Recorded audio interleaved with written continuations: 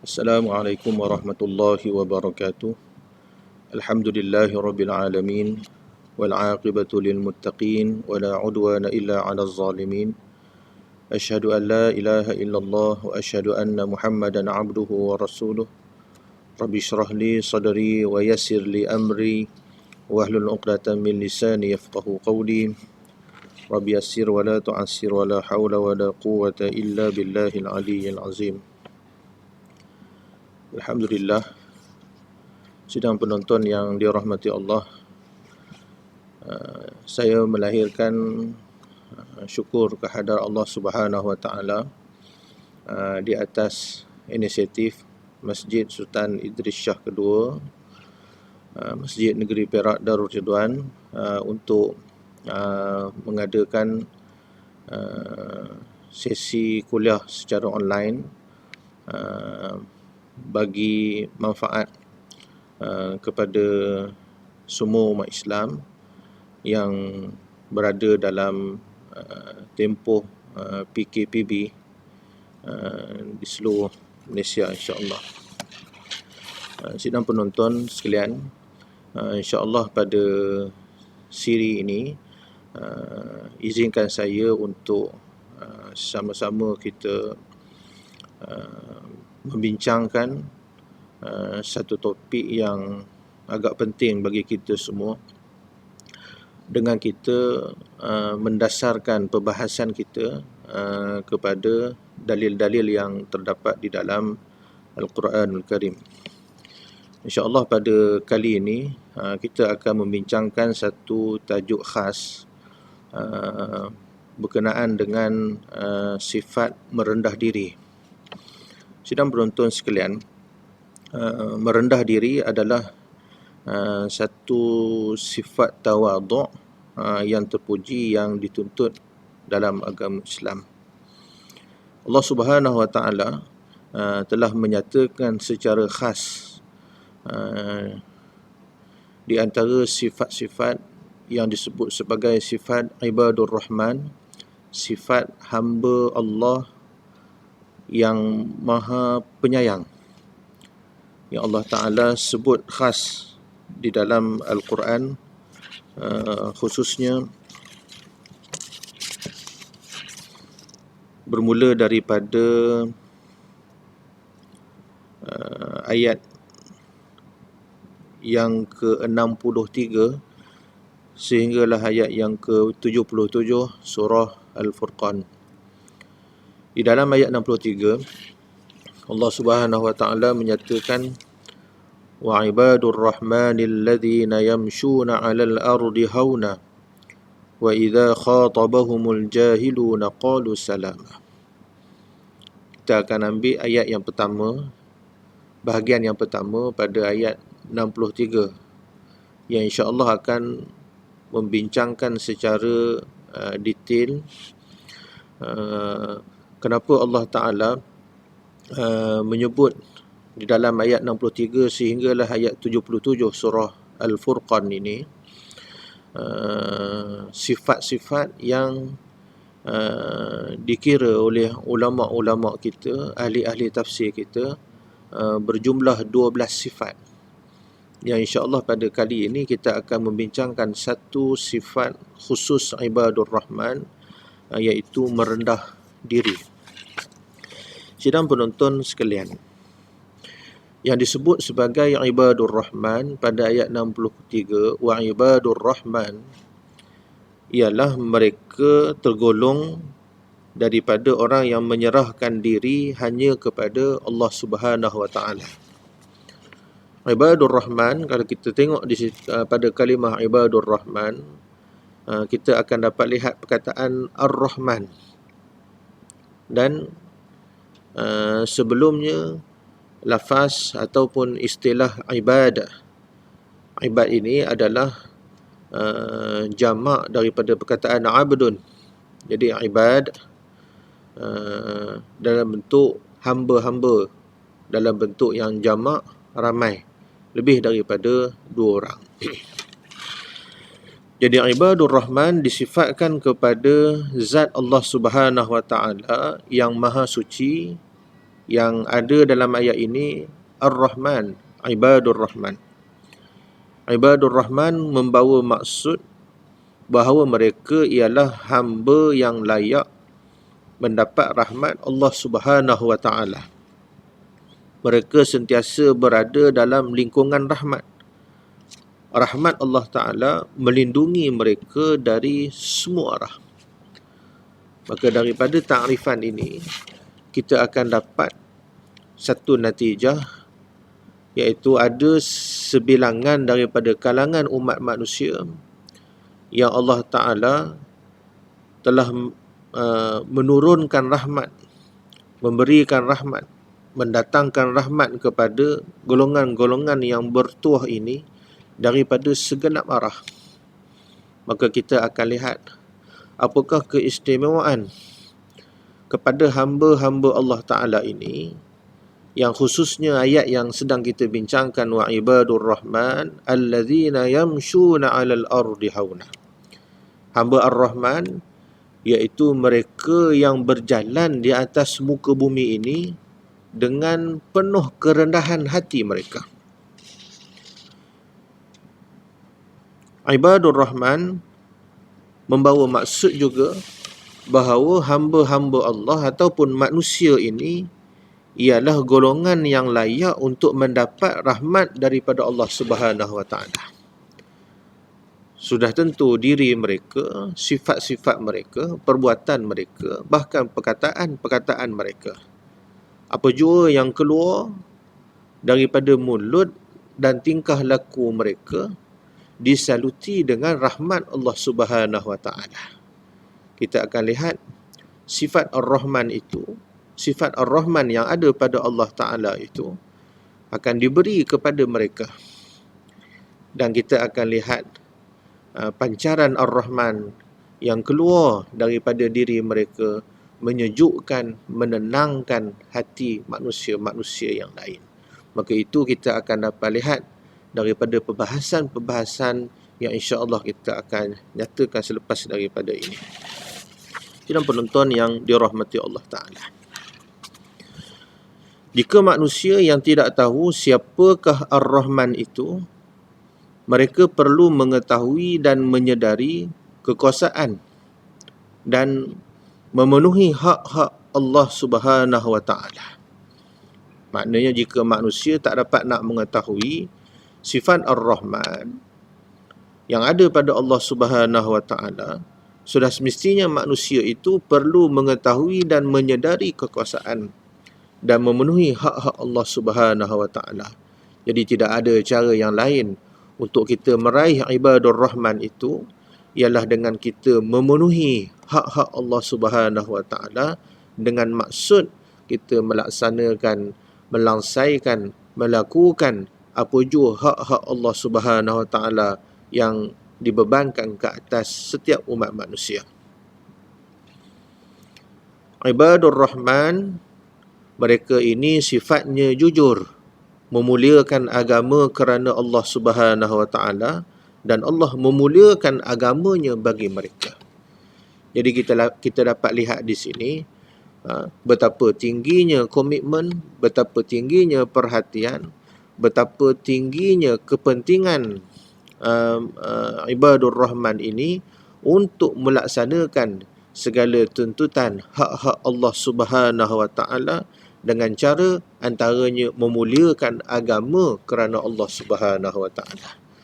Tidak lain dan tidak bukan, mereka ini boleh kita nobatkan mereka ini sebagai penolong kepada agama Allah Subhanahu wa taala. Apa yang lahir daripada hati mereka, apa yang dizahirkan daripada panca indera mereka adalah semata-mata untuk membantu agama Allah Subhanahu wa taala. In tansurullah yansurukum wa yuthabbit aqdamakum.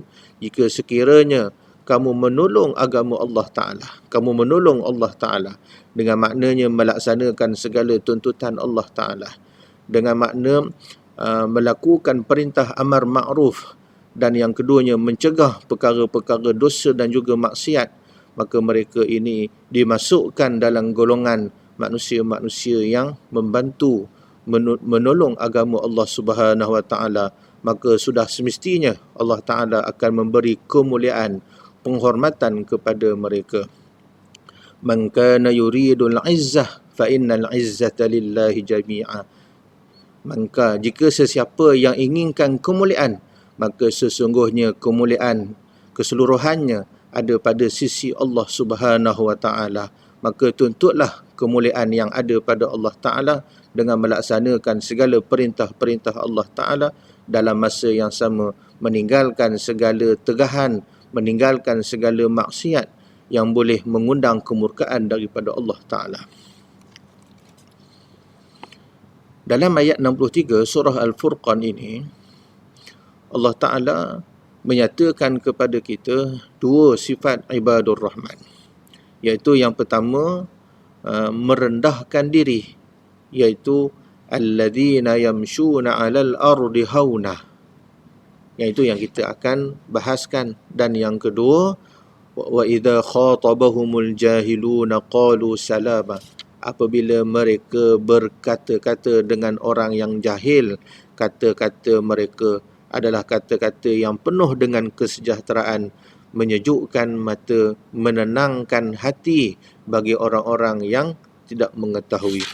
Sidang penonton yang dirahmati Allah Ta'ala, yang disebut sebagai merendahkan diri ini adalah sebagai ciri yang pertama ibadur Rahman, iaitu mereka ini apabila berjalan di muka bumi, mereka berjalan dengan lemah lembut, dan juga ada sifat-sifat wibawa dan juga karisma ibadur Rahman ini.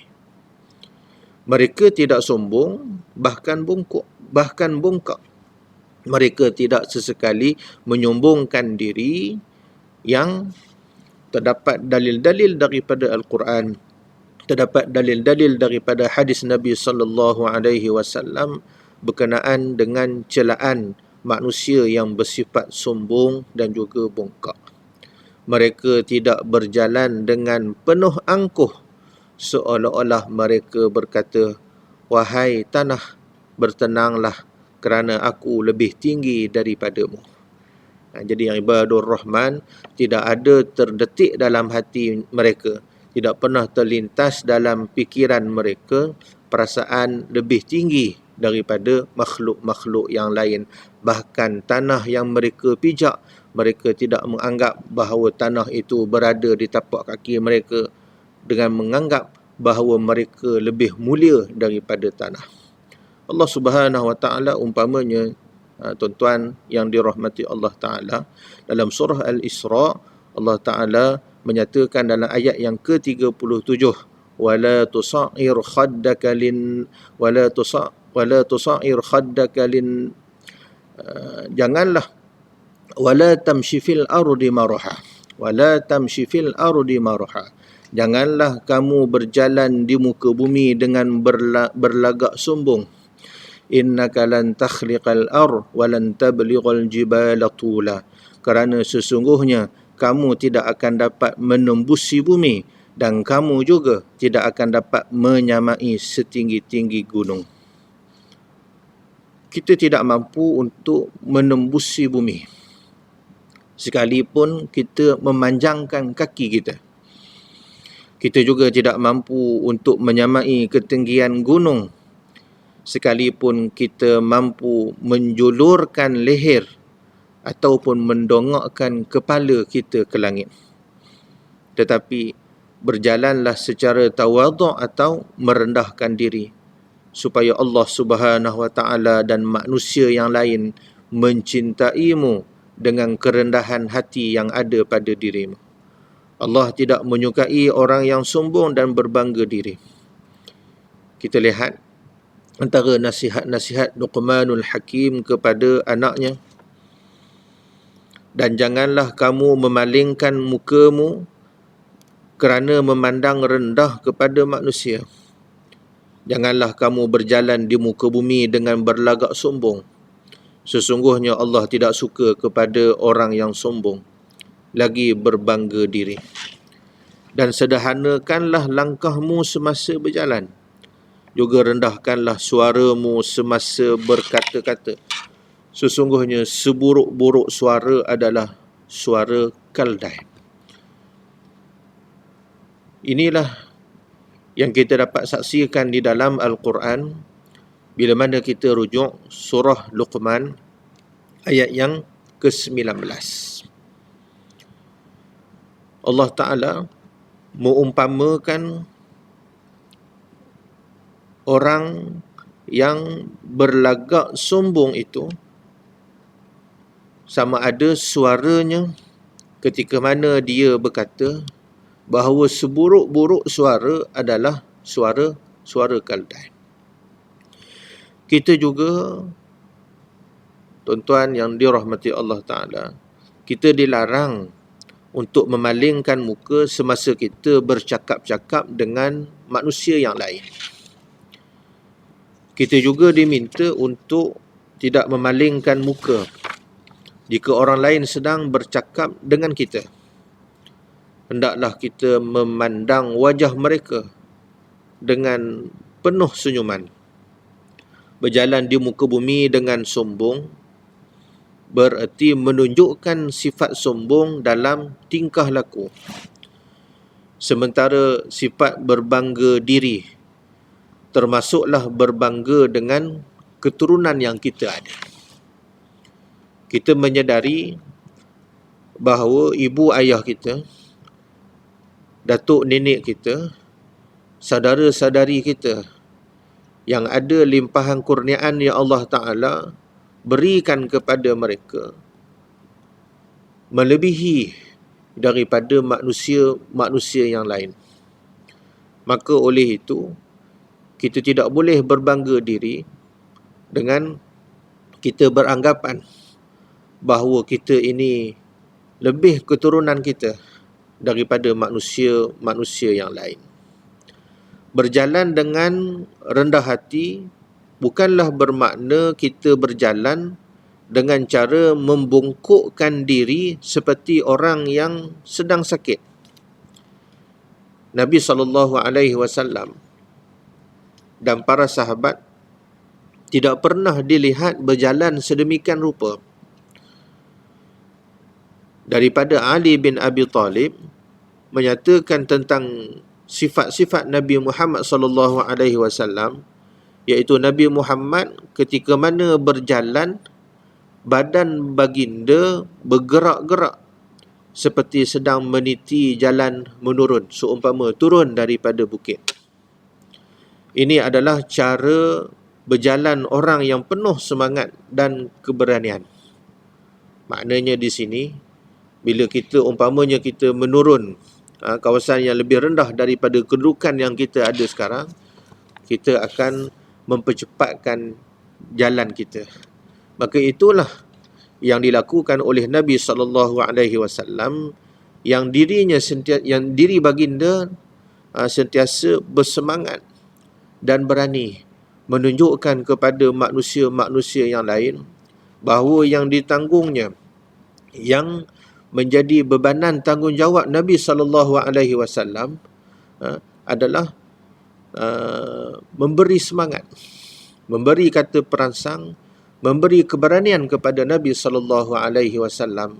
Tidak seperti mana manusia yang lain yang kita lihat Nabi SAW umpamanya apabila ditegur, apabila dididik oleh Allah Subhanahu Wa Taala di dalam Al-Quran, umpamanya pada surah Abasa wa tawalla an ja'ahu al-a'ma wa ma yudrika la'allahu yazzakka.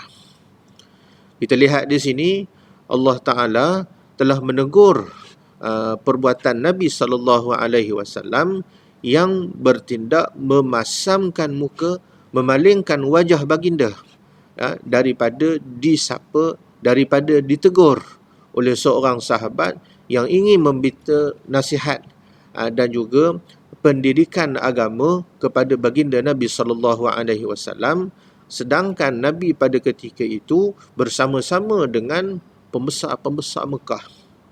Jadi pada pandangan Nabi bahawa peluang sesekali yang ada pada Nabi SAW dapat bersama-sama dengan pembesar-pembesar Mekah tidak boleh disisirkan dengan memberi perhatian kepada seorang sahabat Nabi yang lain yang beragama Islam, yang beriman kepada Allah Subhanahu Wa Taala dan juga Rasulnya.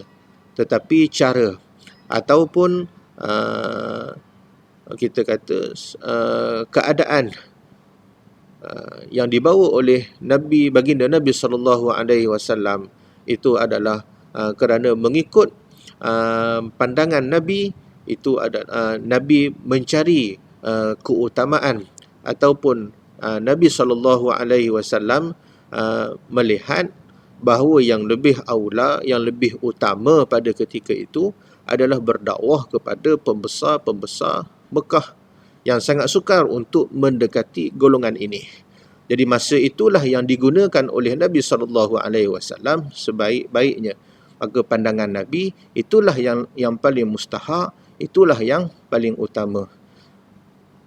Maka Allah Subhanahu Wa Taala memberi pengajaran kepada Nabi dan seluruh umat manusia apabila berhadapan dalam keadaan yang seperti ini, yang perlu diutamakan adalah saudara seagama, kerana mereka meminta Nabi SAW, sahabat Nabi ini, mereka meminta pengajaran daripada Nabi untuk mengajarnya, untuk membimbingnya berkaitan dengan ajaran-ajaran mulia yang dibawa oleh agama Islam. Abu Hurairah umpamanya pernah berkata, aku tidak melihat sesuatu pun yang lebih bagus daripada diri Nabi SAW. Seolah-olah matahari berjalan di mukanya. Seolah-olah matahari berjalan di mukanya. Aku juga tidak melihat seseorang yang lebih cepat jalannya daripada Rasulullah. Yang lebih cepat jalannya daripada Rasulullah. Seakan-akan bumi menjadi turun di hadapannya. Kami sudah berusaha untuk mengimbanginya, tetapi Rasulullah tidak mempedulikannya. Maknanya Rasulullah sentiasa terkehadapan apabila berjalan, menunjukkan kepada cepatnya, bersemangatnya, beraninya Nabi SAW. Maka itu antara sifat-sifat mulia, dan sifat-sifat yang begitu tidak menafikan sifat ibadur rahman, iaitu berjalan dengan penuh lemah lembut dan juga berjalan dengan penuh kerendahan hati.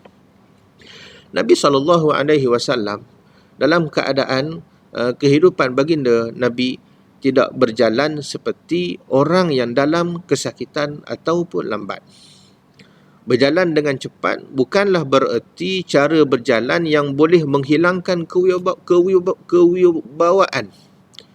Bila kita berjalan laju, tidak menafikan kita ini seorang yang ada karisma, menghilangkan wibawa kita, menghilangkan karisma kita. Tetapi berjalanlah sederhana, iaitu tidak terlalu cepat dan juga tidak terlalu lambat. Inilah cara berjalannya orang mukmin yang berani tetapi tetap tawaduk. Pada satu hari, Umar ibnu Al-Khattab melihat seseorang yang berpura-pura khusyuk dalam solatnya dengan menggeleng-gelengkan kepalanya. Bila dia bacakan sesuatu, bila dia baca rukun-rukun qauli dalam solatnya, orang ini akan cuba menggeleng-gelengkan kepalanya, menunjukkan kepada penghayatan, menunjukkan kepada khusyuknya. Biasa kita menyaksikan orang yang sebegini di dalam sembahyang Jumaat kita, insya-Allah. Kita akan lihat situasi-situasi yang begini. Maka apakah yang dilakukan oleh Saidina Umar terhadap lelaki ini? Maka Umar pun melemparkan biji jagung ke arah pemuda ini.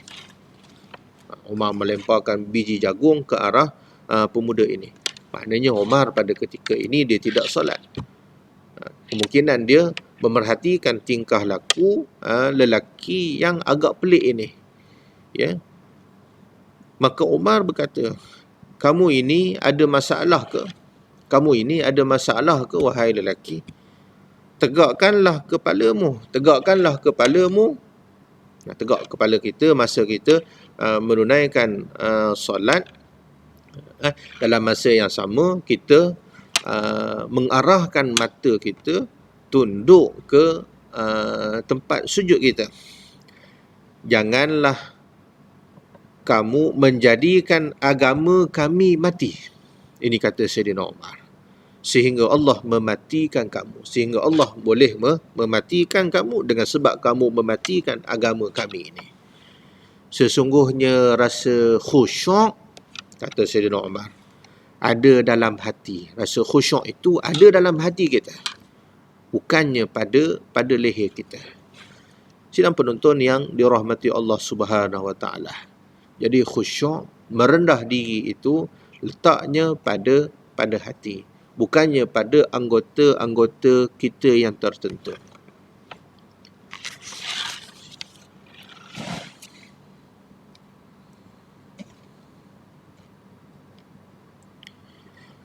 Kita juga, sidang penonton sekalian, dapat melihat hukuman yang telah dijatuhkan Allah Subhanahu Wa Taala kepada umat-umat yang terdahulu. Umpamanya Qarun yang hidup pada zaman Nabi Musa alaihi salam bersama-sama dengan sahabat ataupun rakan taulannya Qarun, Haman dan juga Fir'aun. Mereka ini hidup sezaman dengan Nabi Musa alaihi salam. Ketika mana Qarun semasa dia keluar dari rumahnya dengan mempamerkan perhiasannya. Qarun berjalan dengan penuh sombong dan bongkak. Lalu Allah Subhanahu Wa Taala membenamkan dirinya, perhiasannya dan tempat tinggalnya ke dalam perut bumi sehingga tiada satu pun miliknya yang tinggal. Ini kita lihat bagaimana sifat sombong apabila menguasai diri, mendominasikan diri, sehingga apa yang dilakukan oleh Qarun sentiasa mempamerkan harta-harta kekayaannya, sedangkan di sekelilingnya banyak orang, banyak fakir-fakir miskin, anak-anak yatim, orang-orang yang susah, yang tidak ada harta, yang kurang harta berbanding diri Qarun ini. Dia sentiasa menunjukkan kekayaan-kekayaan yang dimilikinya.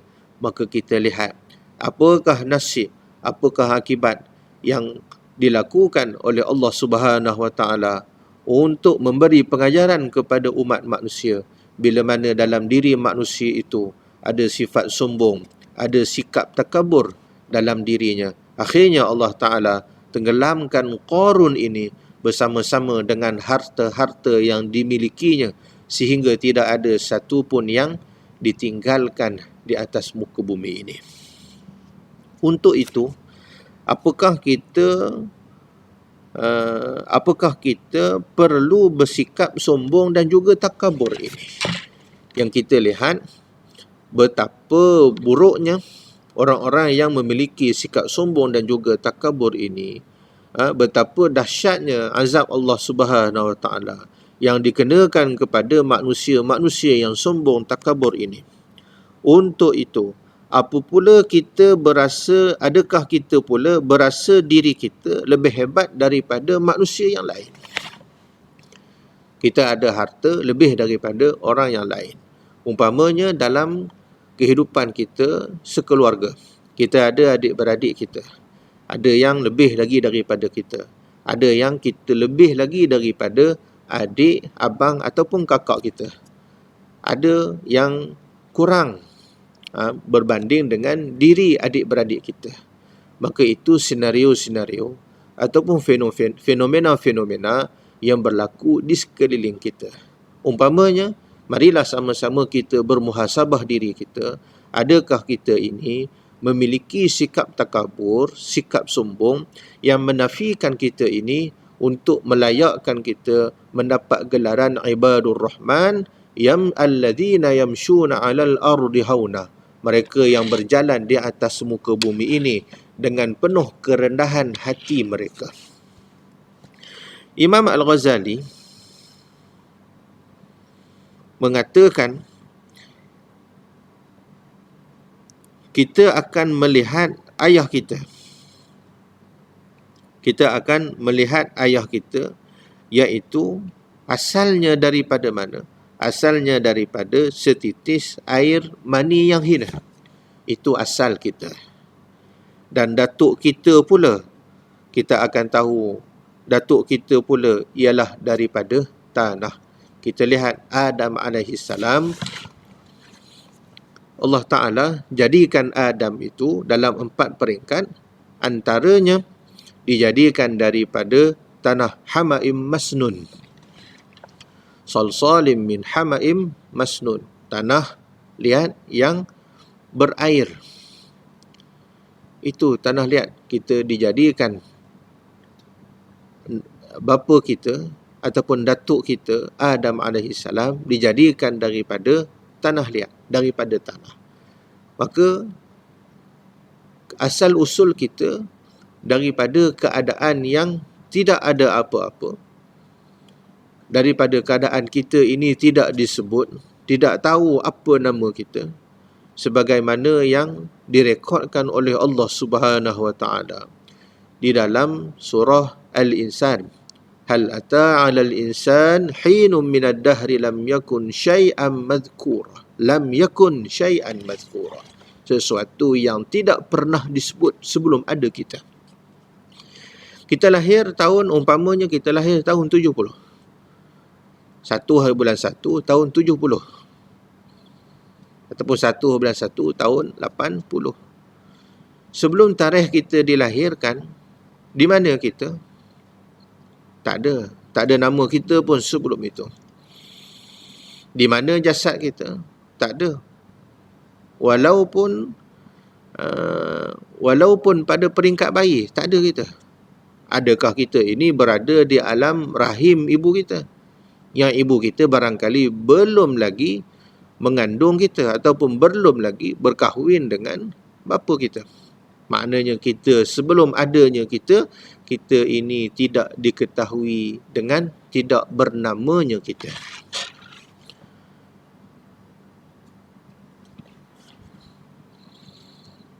Mengapa kita perlu bersikap bohong, untuk bersikap sombong? Untuk apakah kita menyombongkan diri kita? Mengapakah kita perlu membanggakan diri kepada orang lain? Padahal kematian akan menjemput kita pada bila-bila masa sahaja. Inilah hakikat yang setiap manusia kena terima. Kullu nafsin za'iqatul maut. Setiap nyawa, setiap jiwa, setiap nafs za'iqatul maut akan merasai mati. Dalam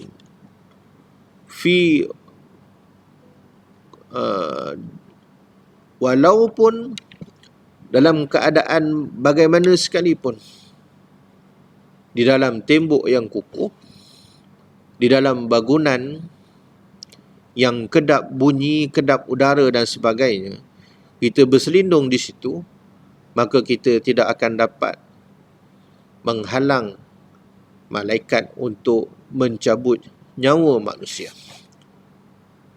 Umpamanya dalam surah Al-Mulk ayat yang kedua, alladzi khalaqal mauta wal hayata liyabluwakum ayyukum ahsanu amala. Dialah yang maha berkuasa.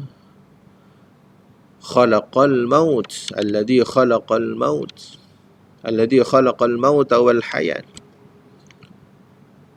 Berkuasa mematikan, menghidupkan. Liyabluwakum, untuk diuji manakah amalan kita yang terbaik. Ayat ini menjurus kepada pemahaman kita bahawa Allah Ta'ala berkuasa menghidupkan, dan dalam masa yang sama Allah Ta'ala juga berkuasa untuk mematikan. Tidak ada makhluk yang boleh menghalang, yang boleh menegah Allah Subhanahu Wa Ta'ala apabila mencabut nyawa hamba-hambanya.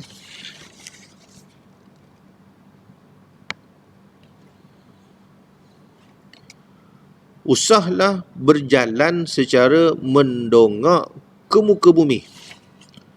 Alladzina yamshuna 'alal ardi hauna, dengan penuh kelembutan, dengan penuh kerendahan hati. Kerana kita perlu mengenal diri kita sendiri. Rendahkanlah diri apabila berhadapan dengan Allah Subhanahu Wa Taala. Sesiapa yang merendah kepadanya, maka Allah Taala akan meninggikan kita. Dia berasa hina di mata dirinya, tetapi hebat di mata manusia. Namun siapa yang takabur, maka Allah akan merendahkannya. Dia merasa hebat di mata dirinya, tetapi hina di mata orang yang lain. Ini juga kita akan lihat hakikat yang berlaku kepada manusia yang takabur, manusia yang menyombongkan dirinya. Kenapa kita bahaskan takabur? Kenapa kita bahaskan sombong? Kerana dua sifat ini menafikan sifat ibadur rahman. Yang pertama, yamshuna 'alal ardi hauna. Mereka berjalan di atas muka bumi ini dengan penuh kerendahan hati mereka. Bila rendah hati, sudah tidak wujud dalam dirinya sikap sombong. Sudah tidak wujud dalam dirinya sikap takabur.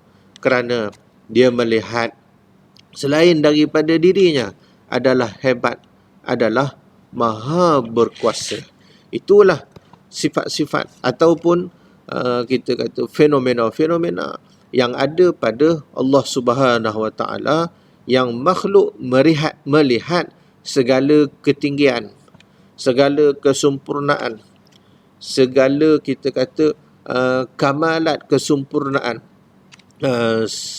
segala ketinggian, kemuliaan, kemegahan, keagungan adalah milik Allah Subhanahu Wa Taala semata-mata.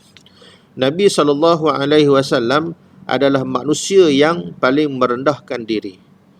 Padahal kita tahu bagaimana kedudukan Nabi SAW di sisi Allah dan juga manusia.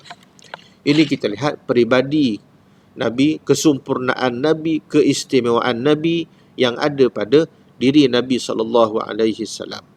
Kita lihat Nabi ini begitu tinggi pada pandangan Allah, begitu tinggi pada pandangan manusia. Umpamanya kalau kita tengok dalam surah Asy-Syarh, Allah Ta'ala menyatakan wa rafa'na laka dzikrak, wa rafa'na laka dzikrak. Kami meninggikan nama kamu. Allah Ta'ala meninggikan nama Nabi. Allah Ta'ala menyebut nama Nabi pada waktu bila?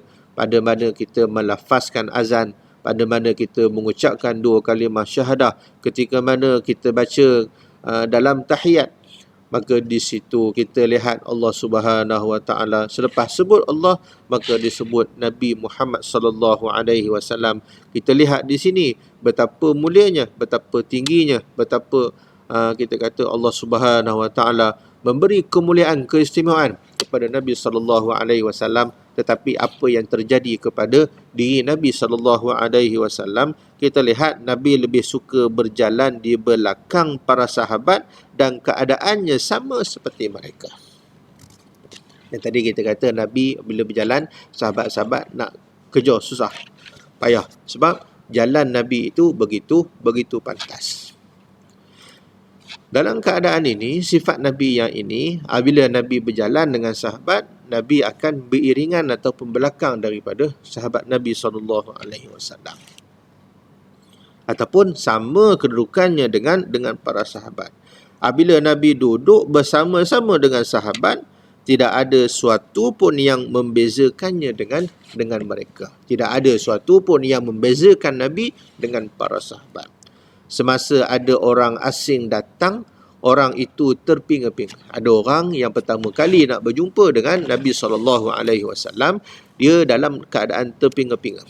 Kerana apa, tuan-tuan? Kerana dia tidak mengetahui mana dia Nabi Muhammad.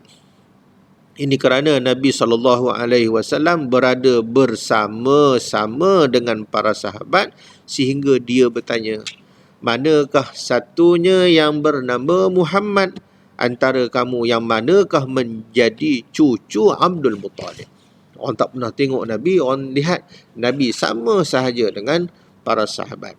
Dalam keluarga, Nabi Muhammad sallallahu alaihi wasallam melakukan pelbagai jenis tugas rumah tangga. Nabi buat. Dalam rumah tangga, Nabi turut serta. Nabi melakukan apa yang dilakukan oleh isteri ataupun perempuan dalam rumah. Kita lihat seorang perempuan mengemas, membersih, memasak dan sebagainya. Semuanya Ya. Adakah Nabi mengecualikan dirinya ataupun Nabi mengatakan aku tak layak untuk melakukan hal yang begini? Bukan kerja aku. Bukan kerja aku. Kerja aku berdakwah pada Allah Ta'ala. Itu lebih tinggi, itu lebih mulia daripada seorang perempuan yang mengemas rumah, membersih rumah, menjahit dan sebagainya. Tapi apa tindakan Nabi? Nabi menjahit pakaian. Nabi menjahit pakaiannya. Bila koyak baju Nabi, Nabi akan menjahitnya sendiri. Menyambung tali selipar yang putus. Memerah air susu. Membuat adunan dengan pembantu rumahnya. Semuanya dilakukan dengan menggunakan tangannya sendiri.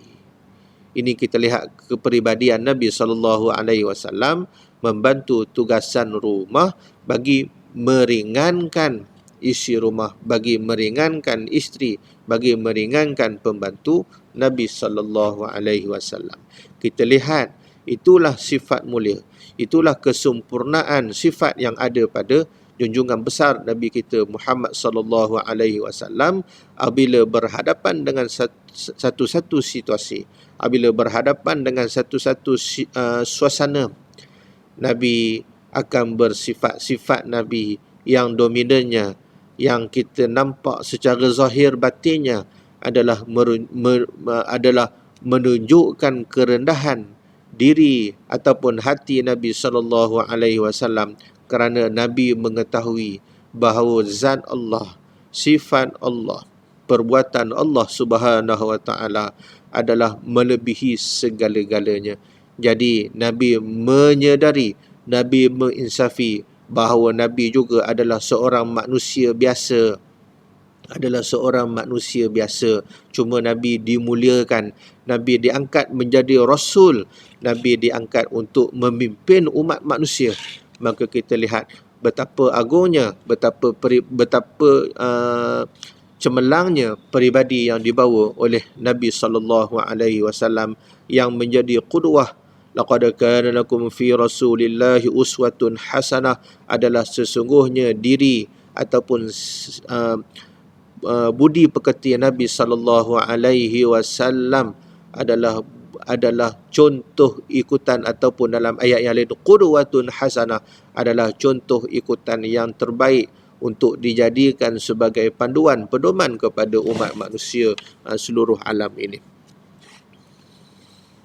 Amalan yang diterima oleh Allah Subhanahu wa taala bukanlah dengan cara menyombong dan membongkakkan diri. Jadi kita lihat yang bila mana disebut ibadur rahman, mereka berjalan di atas muka bumi ini dengan penuh kelembutan. Apa ada pada diri mereka, mereka ini tidak sombong, tidak bongkak. Kerana apa? Kerana amalan, kerana sifat sombong, kerana sifat bongkak akan, kita kata apa? Akan membatalkan amalan-amalan soleh yang dilakukan oleh umat manusia. Allah tidak akan memandang orang yang melabuhkan pakaiannya kerana sombong takabur. Allah tak pandang apa yang kita pakai. Allah juga tidak memandang orang yang bersikap sombong di hadapan hamba-hambanya. Kita melakukan sesuatu amalan, umpamanya kita baru lepas menunaikan solat fardu di masjid umpamanya. Tak kiralah waktu PKP ataupun luar daripada PKP. Apa yang sepatutnya ada pada diri kita? Sepatutnya ada pada diri kita sifat insaf, sifat rendah diri. takut-takut amalan yang kita buat tidak diterima oleh Allah Subhanahu Wa Taala. Bukannya sebaliknya. Oh, aku baru lepas sembahyang, bagus aku dapat sembahyang. Orang lain tak sembahyang, orang lain duk tidur, orang lain duk sibuk tengok televisyen, orang lain duk sibuk pergi shopping komplek dan sebagainya. Tapi aku masih lagi dapat melakukan ibadat. Betapa baiknya, betapa bagusnya diri aku ini. Maka ini kita dapat lihat kenyataan ini ataupun keadaan ini lahir daripada mana? Lahir daripada perasaan yang datang daripada hati yang takabur, datang daripada hati yang sombong. Sungguh buruk sekali orang yang sombong kepada saudaranya sesama Islam. Sungguh buruk orang yang berkeadaan yang sedemikian. Allah hanya memandang orang yang tawaduk di hadapannya dan di hadapan manusia-manusia yang lain. Allah hanya memandang manusia yang begitu, haunah, yang merendahkan dirinya, bukan yang sentiasa berlagak sombong, bukan yang sentiasa takabur. Maka hal inilah Allah Subhanahu Wa Taala memuji sifat lemah lembut orang-orang mukmin. Allah Ta'ala puji orang-orang yang berlemah lembut yang datangnya daripada hati orang-orang mukmin. Apa yang disebut mukmin? Mukmin itu asalnya daripada perkataan amanah. Amanah itu maknanya apa? Amanah itu maknanya aman. Aman, tenang sebahagian daripada aman. Sakinah datang daripada aman. Hudu' datang daripada aman. Jadi orang yang beriman, orang mukmin, hatinya sentiasa sejahtera, hatinya sentiasa aman, tenang, hatinya sentiasa tenteram.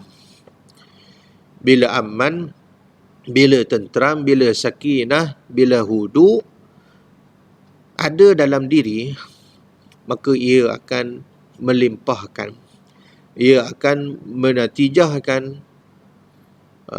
keadaan ataupun suasana yang lebih harmoni kepada manusia-manusia yang lain. Kita lihat manusia yang hauna, yang Allah Ta'ala kata ibadur rahman wa ibadur rahman alladzina yamshuna 'alal ardi hauna. Hamba Ar-Rahman, hamba Allah Ar-Rahman, hamba Allah yang dilingkari, yang diliputi, diselimuti dengan Ar-Rahman, dengan rahmat-rahmat Allah Subhanahu Wa Taala akan zahir dalam diri mereka. Sifat tenang, sifat berlemah lembut, sifat merendahkan diri dalam diri mereka. Bila sifat-sifat ini berjaya dikuasai, bila sifat ini mendarah daging dalam hati sanubari manusia, maka kita akan lihat natijahnya yang cukup besar, yang cukup harmoni. Natijahnya memberi keamanan kepada manusia dan alam sejagat ini. Maka itulah yang menjadi, kita kata, maqasid, yang menjadi kehendak daripada Allah Subhanahu Wa Taala untuk setiap manusia membentuk, untuk setiap manusia mengakar umbikan hauna ini, perasaan ataupun sikap berlemah lembut dalam diri. Seorang suami yang ada hauna ini, dia akan berlemah lembut dengan isterinya, kerana dia mengetahui bahawa isterinya berpenat lelah, mempah pulas, memerah keringat, tenaga, masa dan sebagainya untuk memastikan rumah suaminya, rumah yang diduki bersama suaminya itu, rumah yang mendatangkan mawaddah dan juga rahmah, mendatangkan kasih sayang. Maka dia akan menyiapkan makan minum suami, dan juga anak-anak. Dia akan mengemaskan rumah untuk suami dan juga anak-anak. Dia akan membersihkan pakaian dan juga melipat pakaian untuk suami dan juga anak-anak. Suami yang dapat hauna, dia akan memancarkan hauna itu kepada isterinya.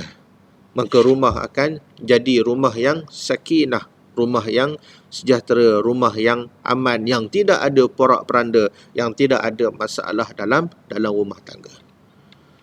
Seorang pekerja yang mempunyai haunah, sifat merendah diri, apabila ditegur oleh majikannya, apabila ditegur oleh bosnya, dia akan menerima dengan redha.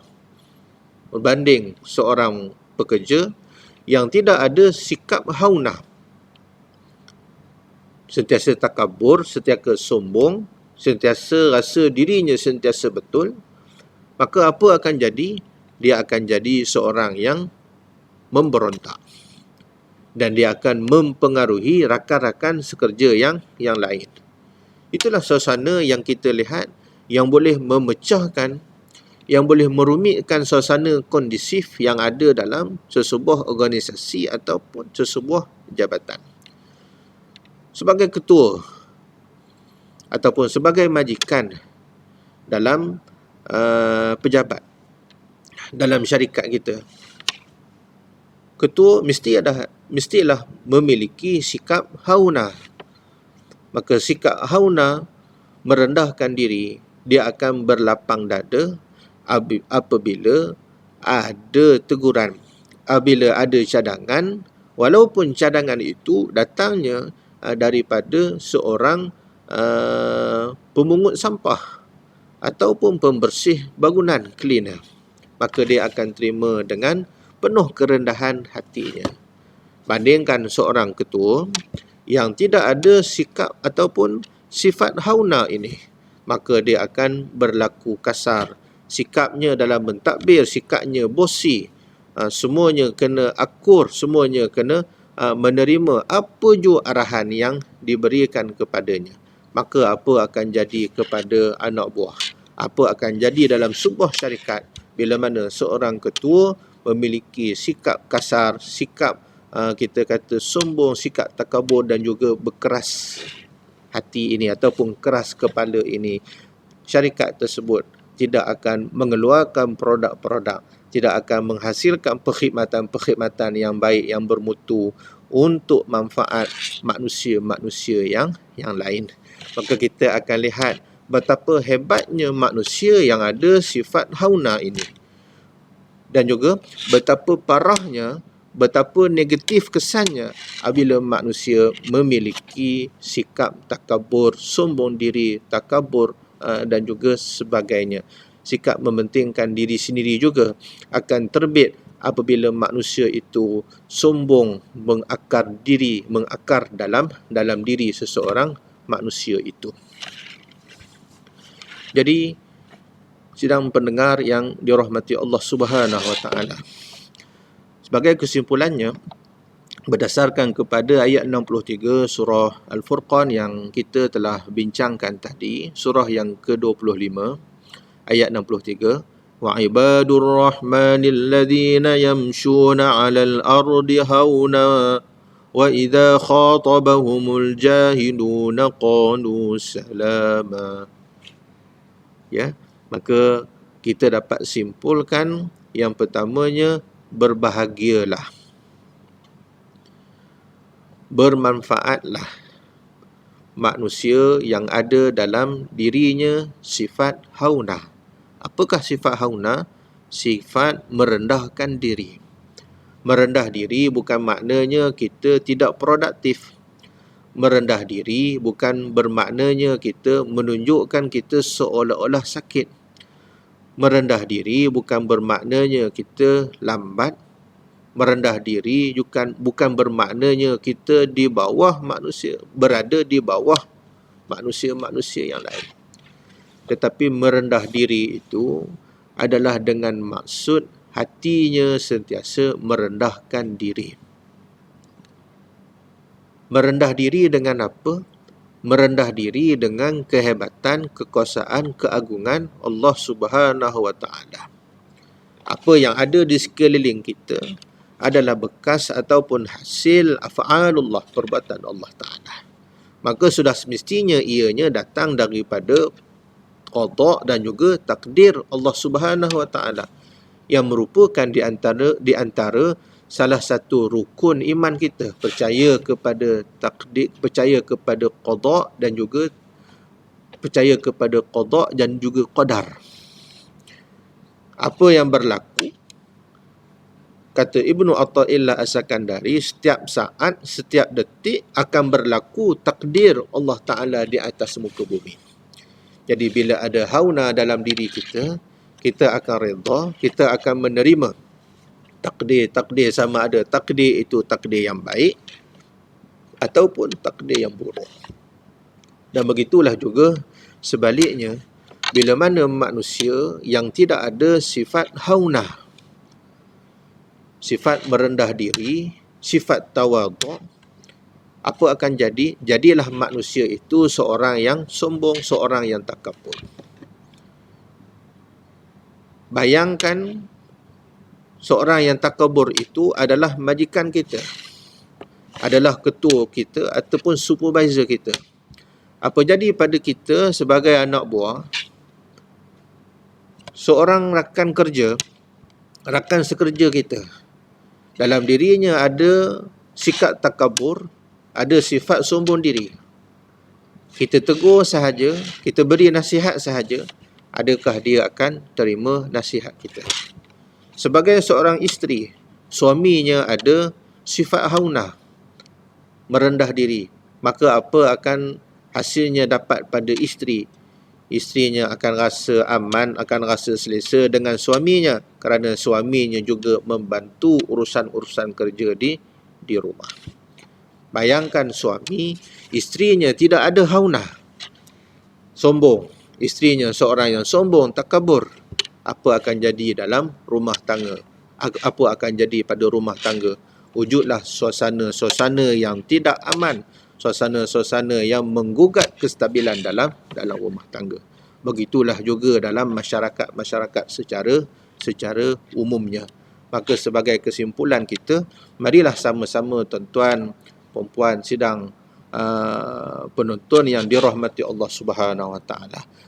Marilah kita bibitkan, marilah kita semaikan, marilah kita bentuk, marilah kita bangunkan, kita develop di hati kita, supaya wujud satu suasana, supaya wujud satu situasi, hati kita sentiasa tawadhu, hati kita sentiasa kita kata merendahkan diri dalam diri kita, kerana kita akan dapat hasilnya bukan manfaat kepada diri kita semata-mata, tetapi manfaatnya kepada manusia-manusia yang kita sentiasa bermuamalah, yang kita sentiasa berhubungan dengan mereka, yang kita sentiasa berkomunikasi dengan mereka.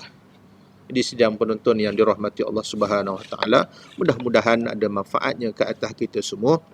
Apa yang telah kita perkatakan tadi, mudah-mudahan Allah Ta'ala beri kemudahan kepada kita untuk kita melakukan, menerbitkan amalan-amalan soleh yang bukan semata-mata ibadah sembahyang, ibadah puasa dan sebagainya. Itu adalah rukun yang kita perlu lakukan. Dalam sembahyang kena ada haunah, dalam ibadat-ibadat yang lain pun kena ada haunah, dalam berpuasa pun kena ada haunah.